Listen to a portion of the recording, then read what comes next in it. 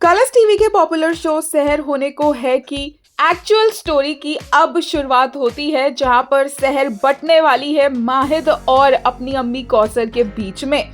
Finally सहर माहिद के घर में पहुंच चुकी है। माहिद और सहर का रिश्ता कोई आम रिश्ता नहीं है, पर माहिद सहर को इस घर से जाने भी नहीं देगा और धीरे धीरे ऐसा लग रहा है जैसे कि सहर इस घर में एडजस्ट हो रही है और अपनी एक बहू होने की, एक बेगम होने की ड्यूटीज निभाने की कोशिश कर रही है, जो कि कौसर उसे याद दिलवाएगी कि ये सब करने के लिए उसने सहर को बड़ा नहीं किया था। सहर की परवरिश हुई थी सो दैट वो बड़े होकर डॉक्टर बन सके और पढ़ सके।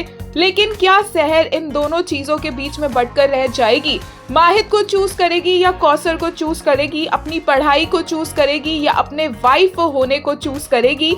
ये देखना अब इंटरेस्टिंग होगा, क्योंकि इस शो की एक्चुअल कहानी यही होने वाली थी कि सहर डॉक्टर कैसे बनती है, कैसे कौसर और माहिद के दो अलग अलग पॉइंट ऑफ व्यूज होते हैं और कैसे एक पॉइंट ऐसा आएगा जब धीरे धीरे माहिद को भी कौसर का पॉइंट ऑफ व्यू और सहर की पढ़ाई की जो उसका सपना है उसके बारे में समझ आने लग जाएगा। एंड कैसे माहिद अपने ही घर के रूल्स को, नियम्स को, कायदों को तोड़ता हुआ नजर आएगा सो दैट वो सहर को डॉक्टर बनवा सके।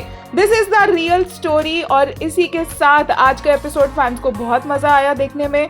माहिद एक बार फिर से सहर की खूबसूरती को देखकर पूरी तरह से हिप्नोटाइज हो गया और दूसरी तरफ खुद ही वो अपनी बेगम का चेहरा धोकर उसे तैयार करने की धमकी देता नजर आया।